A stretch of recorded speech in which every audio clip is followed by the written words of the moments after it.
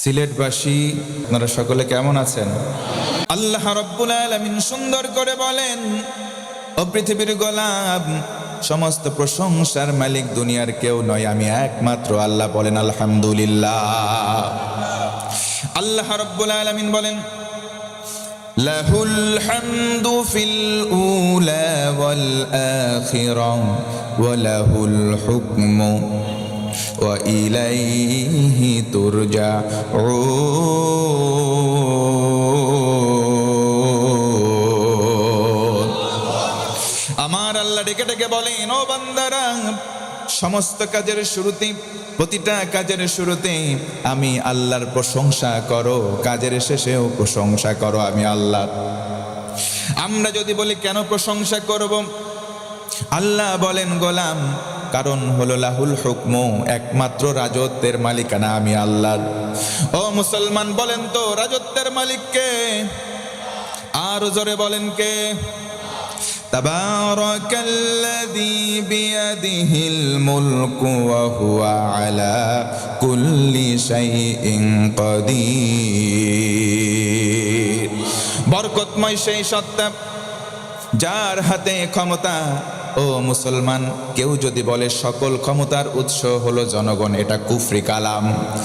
এই জন্য বলতে হবে সমস্ত ক্ষমতার মালিককে। আর জোরে বলেন কে? আল্লাহ আমার রব। ও মুসলমান ভাইয়েরা, বলেন তো এতে কোনো সন্দেহ আছে নাকি? আল্লাহ আমার রব, আল্লাহ আমার সব। আল্লাহ বলেন, গোলাম, কেউ যদি আমি আল্লাহকে বলে, আল্লাহ তুমি আমার রব, ও আল্লাহ তুমি আমার সব। আল্লাহ বলেন, গোলাম আর দেরি করব না, সঙ্গে সঙ্গে দুইটা পুরস্কার দেব। আল্লাহু আকবার। আল্লাহ রাব্বুল আলামিন বলেন, ইন্নাল্লাযীনা ক্বালু রাব্বুনাল্লাহু সুম্মা ইসতাকামু তাতানাজ্জালু আলাইহিমুল মালাইকা আল্লা তাখাফু ওয়া লা তাহজানু ওয়া আবশিরু বিল জান্নাতিল্লাতী কুনতুম তুআদুন। আর জোরে বলতে হবে আল্লাহু আকবার। আল্লাহ রাব্বুল আলামিন বলেন, ও গোলাম, নিশ্চয় যারা বলবে আল্লাহ আমার রব, আল্লাহ তুমি আমার সব, আল্লাহ বলেন কথা বলে যদি টিকে থাকতে পারো, সুম্মা ইসতাকামু, অটল থাকতে পারো, অবিচল থাকতে পারো, আর যদি হেলে না পড়ো, আমি আল্লাহ দুইটা পুরস্কার দেব। এক নম্বর পুরস্কার, তুমি যেদিন মারা যাবা। ও মুসলমান ভাইরা, বলেন তো আমাদের মরতে হবে, কোনো সন্দেহ আছে নাকি? আল্লাহ রাব্বুল আলামিন বলেন, ইযা জাআ আজালুহুম লা ইস্তাখিরুনা সাআতান ওয়া লা ইস্তাকদিমুন।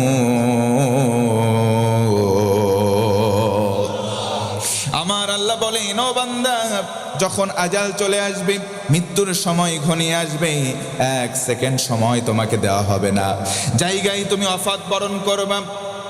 আল্লাহ বলেন, গোলাম, যদি আমি আল্লাহকে রব বলে টিকে থাকো, মৃত্যুর সময় রহমতের ফেরেশতা পাঠিয়ে দেব। ওই ফেরেশতারা এসে বলবে, ও আল্লাহর বান্দা, লা তাখাফু ওয়া লা তাহজানু, কোনো চিন্তা নাই, কোনো ভয় নাই, ওয়া আবশিরু বিল জান্নাহ, জান্নাতের শুভ সংবাদ গ্রহণ করো। বান্দা যদি বলে, ফেরেশতা বলতো কোন জান্নাত, ফেরেশতা সুন্দর করে বলে দেবে, ওই জান্নাত আল্লাতী কুনতুম তুআদুন, ওই জান্নাত যেই জান্নাতের ওয়াদা তোমাদের রব ওই যে আলমে আরওয়াহা, রূহের জগতে করলেন, ওই জান্নাতের সংবাদ লও। তার মানে সব সময় প্রশংসা করতে হবে কার? আর জোরে বলেন কার? আল্লাহ রাব্বুল আলামিন বলেন, আলহামদুলিল্লাহিল্লাযী আনজালা আলা আবদিহিল কিতাব। একবার বলতে হবে আল্লাহু আকবার। এই যে আলহামদুলিল্লাহ, হামদুন শব্দের ব্যাখ্যায় মুফাসসিরিনে কেরাম উল্লেখ করেন, পৃথিবীতে যত প্রশংসা আছে শুধুমাত্র হবে কার? আর জোরে বলেন কার? এই জন্য আমরা সব সময় বলবো আলহামদুলিল্লাহ, আমরা বলবো আলহামদুলিল্লাহ। রাসূল আমার বলেন, তিরমিজি শরীফের হাদিস, কিয়ামতের সময় যখন হিসাব নিকাশ হয়ে যাবে, একদল জান্নাতে চলে যাবে, একদল জাহান্নামে। ও মুসলমান বলেন, জান্নাতি আর জাহান্নামী দুই দল কখনো সমান হতে পারে নাকি? আল্লাহ রাব্বুল আলামিন বলেন, লা ইয়াস্তাওয়ি আসহাবুন নারি ওয়া আসহাবুল জান্নাহ, আসহাবুল জান্নাতি হুমুল ফাইজুন। আমার আল্লাহ বলেন, ও গোলাম, জান্নাতি আর জাহান্নামী দুই দল সমান নয়। জান্নাতি হবে যারা চূড়ান্ত সফল হবে, তারা পড়েন সুবহানাল্লাহ। নবীজি আমার বলেন, জান্নাতি একদল, জাহান্নামী একদল। আল্লাহু আকবার। এই যে মানুষগুলো জান্নাতে গেল, জান্নাতে যাওয়ার পর কাতারের সংখ্যা হবে 120 খানা, মানুষের ক্লাসিফিকেশন হয়ে যাবে 120 খানা। রাসূল আমার বলেন, আলা সাইরিল উমাম, সমস্ত নবীদের মধ্য থেকে 80 খানা কাতার পাবে আমার উম্মত, বাকি থাকে 40টা কাতার। সমস্ত নবীর উম্মত সেই বাকি 40টা কাতার পাবে। খুশি হয়ে বলেন না সুবহানাল্লাহ। 120টা কাতারের মধ্যে 80টা কাতার পাবো আমরা। সামনের একটা ভিআইপি লাইন, আল্লাহ রাসূল বলেন, ওই যে প্রথম লাইনে স্থান পাবে কারা? আল্লাযীনা ইয়াহমাদুনাল্লাহা ফিস সাররাই ওয়াদ দাররা, যারা সুখে দুঃখে জমিনে চলার সময় বেশি বেশি প্রশংসা করত। আল্লাহ রাসূল বলেন, তারা জান্নাতের প্রথম কাতার পাবে। পড়েন সুবহানাল্লাহ। এই জন্য আয়াতে কারিমার প্রথম শব্দ প্রশংসার শব্দ। সব সময় প্রশংসা করব। ও ভাইয়েরা, একবার আওয়াজ করে বলেন তো আলহামদুলিল্লাহ। এই প্রশংসা করলাম কার? আল্লাহ বলেন, ও গোলাম, আমি আল্লাহর প্রতি ঈমান আনো, আমি আল্লাহকে বিশ্বাস করো, আমি আল্লাহর প্রশংসা করো, আমি আল্লাহ তোমার জন্য নিবেদিত হয়ে যাব। পড়েন সুবহানাল্লাহ। আল্লাহু ওয়ালিয়ুল্লাযীনা আমানু ইউখরিজুহুম মিনায-যুলুমাতি ইলান-নূর। আমার আল্লাহ বলেন, ও গোলাম, আমি আল্লাহতে যদি তুমি বিশ্বাস করো, আল্লাহকে যদি মেনে নাও, আমি আল্লাহ তোমার বন্ধু হয়ে যাব। পড়েন সুবহানাল্লাহ। এই কোরআনটা স্পষ্ট প্রধানত 10 কারণে, আমি সংক্ষেপে করে বলি। 1 নম্বর কারণ, এই কোরআন পড়লে সওয়াব হয়। জোরে বলুন সুবহানাল্লাহ। মান ক্বারাআ হারফাম মিন কিতাবিল্লাহ, নবীজি আমার বলেন, কোরআন থেকে কেউ যদি একটা হরফ তেলাওয়াত করে, একটা নেকি তার আমলনামায় দেওয়া হয়। এই নেকিকে 10 আমসাল, নবীজি আমার বলেন, কমপক্ষে 10 গুণ বাড়িয়ে দেওয়া হয়। তার মানে হলো একটা অক্ষর তেলাওয়াত করলে 10টা নেকি বান্দার আমলনামায় দেওয়া হয়। আমার বন্ধুগণ, গভীর মনোযোগ বাড়ান। কোরআনুল কারীম কেন স্পষ্ট? কোরআনুল কারীম পড়লে সওয়াব হয়।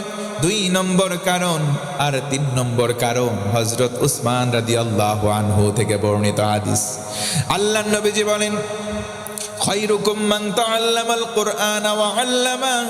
এই কোরআন কেউ যদি পড়ে আর মানুষদেরকে পড়ায়, দুনিয়ার মধ্যে 2 শ্রেণীর মানুষ সবচাইতে সম্মানের হয়ে যায়।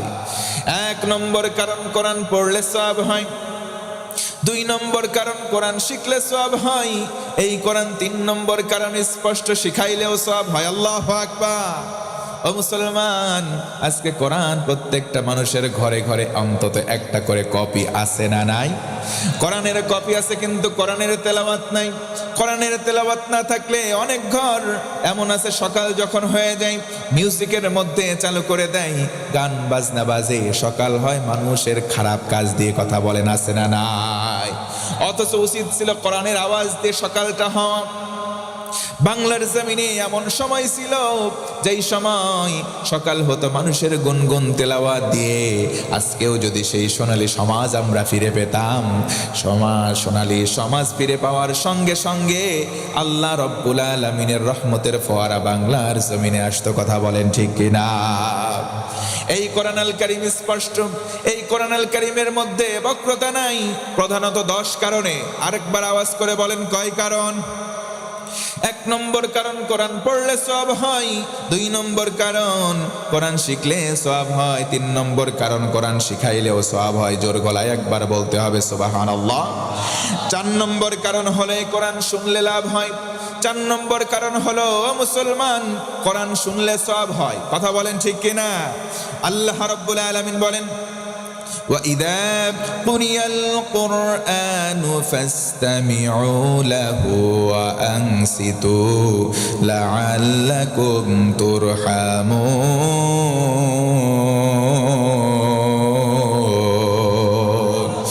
আমার আল্লাহ বলেন, ও গোলাম, যখন কোরআন তেলাওয়াত হবে তুমি যদি মনোযোগ দাও আর চুপ করে কোরআন শোনো, আল্লাহ রব্বুল আলামিনের রহমতের দরজা তোমার জন্য খুলে যাবে। 5 নম্বর কারণে কোরআন শোনাইলে লাভ হয়। রাসূল আমার বলেন, কোরআনের কারীম কোরআনের হরফগুলো তেলাওয়াত করবে, যত দূর পৌঁছাবে তত দূর যেমন গাছের মধ্যে থাকা তৃণলতা, পানির নিচে থাকা মাছ, কীট পতঙ্গ, জীব জড় যা কিছু আছে, এই কারীর পক্ষে কাল কিয়ামতের দিন সাক্ষী দেবে। আল্লাহু আকবার। এই কোরআন শোনাইলেও সওয়াব হয়। কোরআন কত কারণ স্পষ্ট, প্রধানত 10টা কারণ। ও মুসলমান, একটু আমার সঙ্গে মনোযোগ আকর্ষণের জন্য বলছি কয়টা কারণ। তার মধ্যে 6 নম্বর কারণ হলো এই কোরআন স্পর্শ করলে লাভ হয়। ও মুসলমান বলেন তো, কোরআন ধরতে গেলে ওযু করার দরকার আছে না নাই? ইন্নাহু লাকুরআনুন কারীমুন ফি কিতাবিম মাকনুন লা ইয়ামাসসুহু ইল্লাল মুতাহহারুন। আমার আল্লাহ বলেন, ও গোলাম, নিশ্চয় কোরআন দিলাম এটা সম্মানের গ্রন্থ। এই কোরআন যাদের মধ্যে অপবিত্রতা আছে তারা স্পর্শ করতে পারবে না। আল্লাহ রাসূল বলেন, আমার কোন উম্মত যখন উত্তম করে ওযু করে, সুন্দর করে ওযু করবে, তার হাতের গোনা, মুখের গোনা, মাথার গোনা, পায়ের গোনা ওযুর পানির সঙ্গে সরে সরে সাফ হয়ে যায়।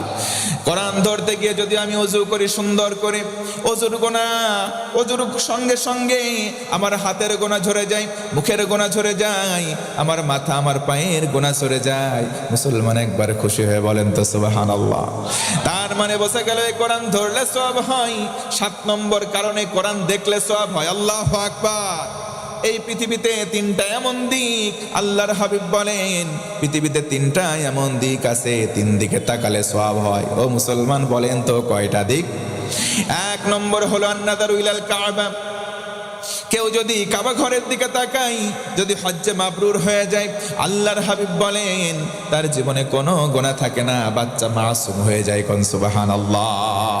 জীবনে একটা বারের জন্য হলেও যেন আল্লাহ হজ করার তৌফিক দেয়, পড়ে না আমিন। 2 নম্বর হলো আন-নাযারু ইলা ওয়াজহিল ওয়ালিদাইন। কোন সন্তান যখন পিতামাতা 2 জনের চেহারার দিকে নেক নজরে একবার তাকাবে, আল্লাহর হাবিব বলেন একবার তাকালে একটা কবুল হওয়া হজের সওয়াব দেওয়া হয়। আরো জোরে বলেন না সুবহানাল্লাহ। সেই পিতামাতা অনেকের বাড়িতে আছে, কিন্তু কিছু সন্তান, তাদেরকে সন্তান বলবো না, তাদেরকে বলবো আমি কুলাঙ্গার শয়তান। পিতামাতার হক আদায় করে না, মানুষ দেখানোর জন্য শীতের বস্ত্র দান করে। এই দিকে বাপ মা লেপ নাই, অনাহারে থাকে। কথা বলেন আছে না নাই? এইগুলো সন্তান নয়, এইগুলো কুলাঙ্গার শয়তান। আওয়াজ দেন কথা ঠিক কিনা?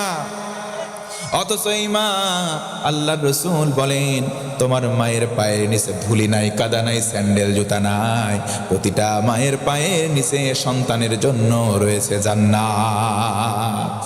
মায়ের কান্দন যাব জীবন,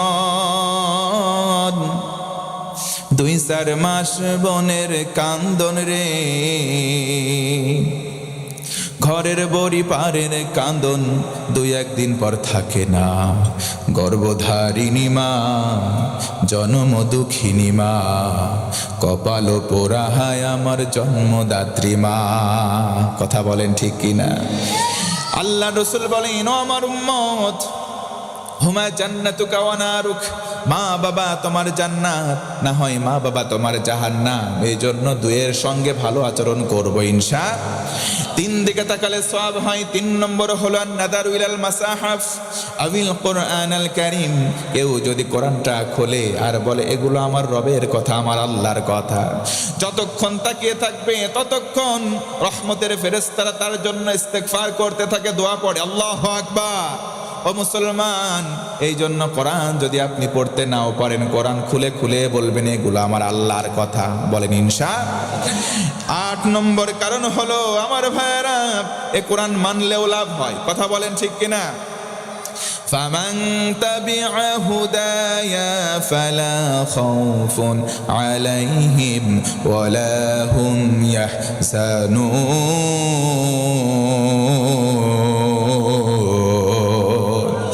এই কোরআনটাকে যারা হেদায়েতের মাধ্যম মানবে, কোরআনটা শোনার পরে মেনে নেবে, আমার আল্লাহ বলেন গোলাম তার জীবনে কোনো ভয় নাই, তার কোনো চিন্তা নাই, আমি আল্লাহ তার সব কিছু সহজ করে দেব।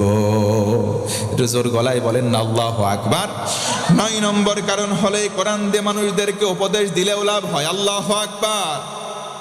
আল্লাহ রাব্বুল আলামিন বলেন ফাযাক্কির বিল কুরআনি মান ইয়াখাফু ওয়াঈদ।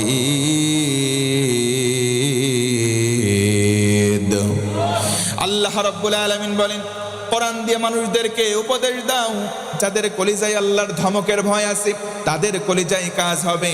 ও মুসলমান বলেন তো আল্লাহকে আমরা ভয় করি কি করি না?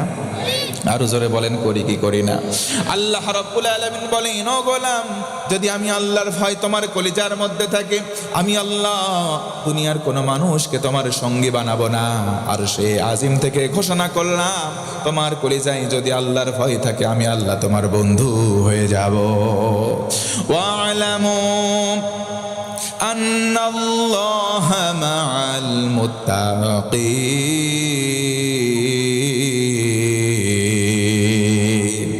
আল্লাহ রাব্বুল আলামিন বলেন জেনে রাখো, শুনে রাখো, আমি আল্লাহর ঘোষণা হলো ও গোলাম তুমি যদি তাকওয়াবান হও, তোমার কলিজায় যদি আমি আল্লাহর ভয় থাকি, আমি আল্লাহ দুনিয়ার কোনো মানুষকে ছেড়ে দেব না, সরাসরি আমি নিজেই তোমার বন্ধু হয়ে যাব। সুবহানাল্লাহ।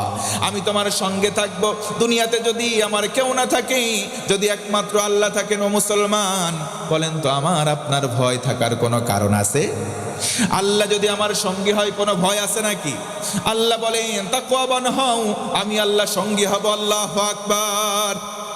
10 নম্বর কারণ হলো এই কোরআনের জন্য জীবন যদি কেউ দেয় তাও লাভ হয়। ও মুসলমান বলেন কোরআনের জন্য জীবন দেওয়ার মানুষ বাংলার জমিনে আছে না নাই? আসতে বলবেন না, জোরে বলেন আছে না নাই? এই কোরআনের জন্য জীবন দেওয়ার মানুষ বাংলার জমিনে আছে না নাই? কোরআনকে ভালোবেসে জীবন দিয়েছে উৎসর্গ করে অনেকে। আল্লাহ বলেন এই কোরআন ওয়ালাম ইয়াজআল্লাহু ইওয়াজা, কোনো আড়ষ্টতা নাই, বক্রতা নাই। 10th and ফাইনাল 10ম কারণ হচ্ছে এই কোরআনের জন্য জীবন যদি কেউ দেয় তার লাভ হয়। জোরে কোন সুবহানাল্লাহ। লা তাকুলু লিমান ইউকতালু ফি সাবিলিল্লাহি আমাত বাল আহইয়াউ ওয়ালাকিন লা তাশউরুন। আল্লাহ ধমকের স্বর দিয়ে বলেন পৃথিবীর মানুষ তোমরা শোনো, এই জমিনের মানুষগুলো শোনো, যারা আল্লাহকে ভালোবেসে দ্বীনের জন্য জীবনটাকে দিয়ে দেয়, জীবনটাকে নিবেদন করে দেয়, তারা দুনিয়ার মানুষের কাছে মৃত হলেও আমি আল্লাহর কাছে তারা জিন্দা। জোরে কোন আল্লাহু আকবার। ভিন্ন আয়াতে আল্লাহ বলেন ওহুম ইউরসাকুন, তাদেরকে আমি আল্লাহ রিজিক দিতেই থাকি।